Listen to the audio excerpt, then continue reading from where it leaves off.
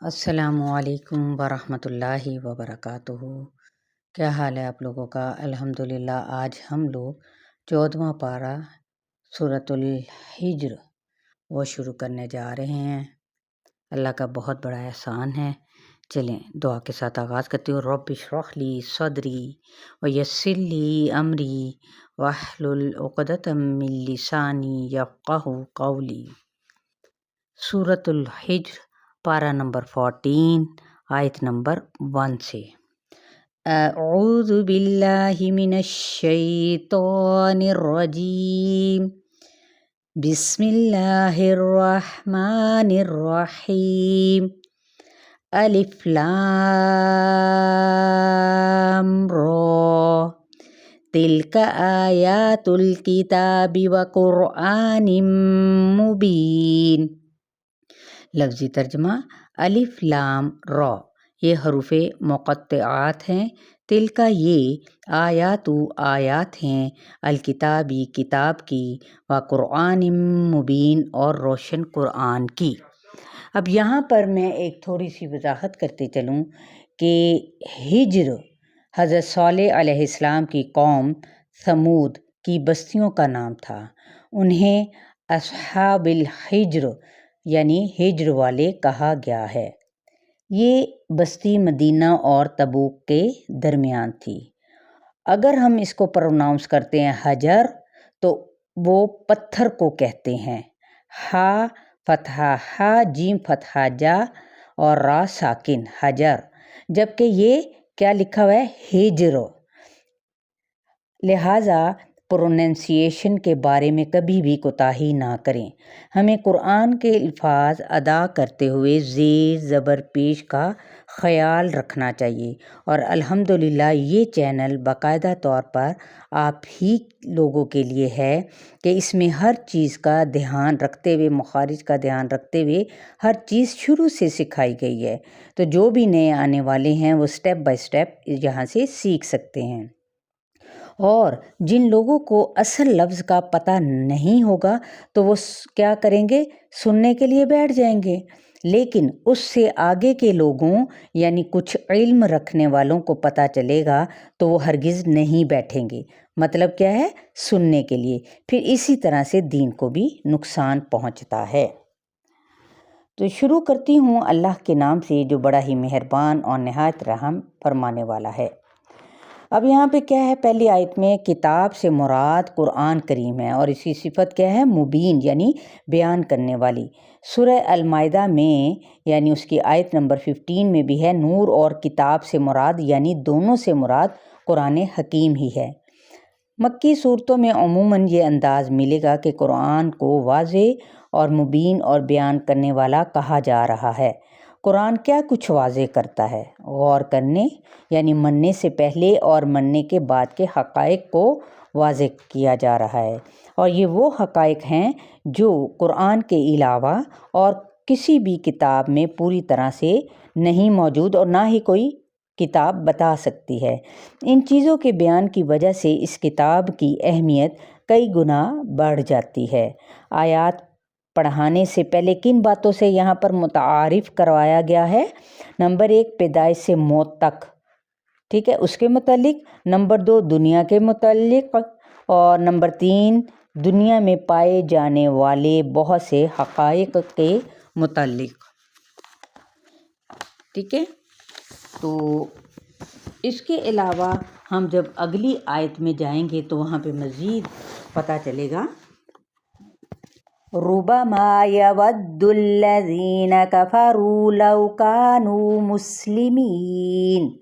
ربما را با با، بعض اوقات، اکثر اوقات، یودو چاہتے ہیں یا چاہیں گے، الذین وہ لوگ، کفروا جنہوں نے کفر کیا، ٹھیک ہے، لو کاش، کانو کہ وہ ہوتے، مسلمین مسلمان، یعنی یہاں پہ مختلف اوقات میں ان کو خیال آئے گا۔ وہ کیا ہے؟ ان اوقات سے مراد مختلف وضاحتیں ہیں۔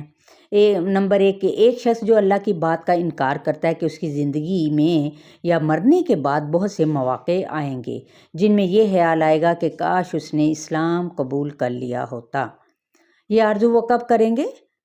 موت کے وقت حقیقت کھل جائے گی، جب کافر اپنا بھیانک انجام دیکھ لے گا، یا پھر جب جہنم میں چلے جائیں گے، یا پھر اس وقت جب گناہگار ایمانداروں کو کچھ حصہ بطور سزا جہنم میں رکھنے کے بعد جہنم سے نکالا جائے گا، یا پھر میدان حشر میں بھی جہاں حساب کتاب ہو رہا ہوگا اور کافر دیکھیں گے کہ مسلمان جنت میں جا رہے ہیں تو آرزو کریں گے کہ کاش ہم بھی مسلمان ہوتے، ہم بھی مصیبت سے بچ جاتے۔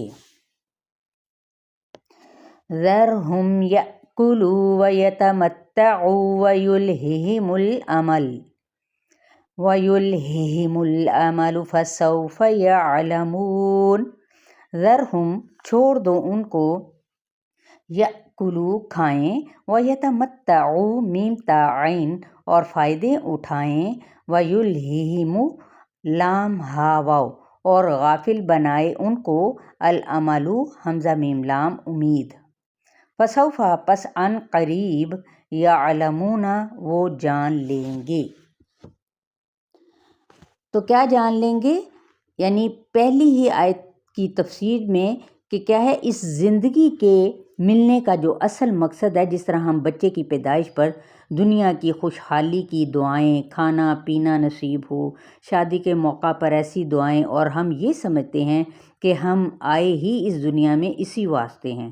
دراصل یہ دنیا ہمارے لیے بہت بڑا امتحان ہے اور ہم اصل مقصد کو بھول کر دنیا کی رنگینیوں میں کھو گئے ہیں، اور جب کبھی آخرت کا خیال آیا بھی تو سہارے تلاش کر لیے۔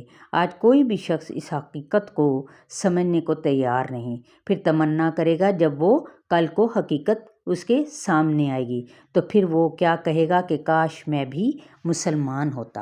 اور آپ صلی اللہ علیہ وسلم نے فرمایا، بعض لوگوں کو آگ گھٹنوں تک پکڑے گی، بعض کو زانوں تک، اور بعض کو کہاں زانوں تک، جیسے جن کے اعمال ویسے ہی سزا، اور بعض جون سی تھی 1 مہینے سزا بھگت کر نکل آئیں گے۔ تو پھر دوسرے دین والے یہود و نصارہ اہل توحید سے سوال کریں گے، تم اللہ پر، اس کے رسولوں پر ایمان لائے، پھر بھی تم کو دوزخ میں ڈالا گیا، تو اللہ کو بہت غصہ جلال آئے گا، پھر مسلمانوں کو نکال کر جنت میں ڈالا جائے گا۔ بخاری کی روایت ہے، پھر اس جنت کے نہر کا پانی ان پر ڈالا جائے گا جن سے ان کے جسم دوبارہ اگیں گے، لیکن پھر بھی جلنے کے نشانات باقی رہیں گے۔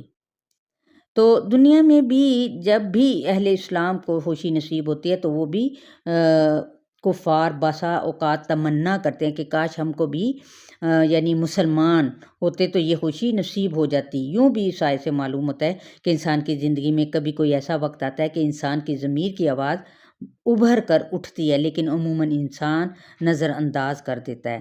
تو ذرہم کیا ہے؟ دراصل ایک ڈانٹ ہے۔ تو قرآن کریم میں جہاں بھی یتمتعو یا متاعو یعنی دنیاوی ساز و سامان کا لفظ ہے، دھمکی کے لیے آیا ہے، کیونکہ اللہ تعالیٰ پسند نہیں کرتے کہ انسان صرف دنیا میں صرف فائدے ہی وہ اٹھائے کیا۔ تو اس لیے اللہ تعالیٰ کفار کو ان کے طرز عمل پر متوجہ کر رہے ہیں کہ ان کے اسلام لانے میں کون سی رکاوٹ رہ رہی ہے۔ دنیا کی محبت، خاص طور پر کھانے پینے کی محبت اور یہ خواہش اتنی چھائی ہوئی ہے کہ ان کو غافل کر دیا اس چیز نے۔ لہذا زندگی کے کیا ہیں؟ 2 پہلو ہیں۔ نمبر 1، اگر اس وقت دلوں کا حال معلوم کیا جائے تو کھانا پینا، مزے کرنا، آخرت کی بات ان کو اچھی ہی نہیں لگتی۔ نمبر 2، بلکہ دنیا کے لمبے لمبے منصوبے بناتے ہیں، یعنی ایک طرف عقل اور متوتع اور دوسری طرف کیا ہے؟ طویل منصوبے۔ ان چیزوں نے غفلت میں ان کو ڈال رکھا ہے۔ چلیں آیت نمبر 3 تک آپ لوگوں کا لیسن ہے، اس کو اچھی طرح سے یاد کیجیے گا۔ السلام علیکم ورحمۃ اللہ وبرکاتہ۔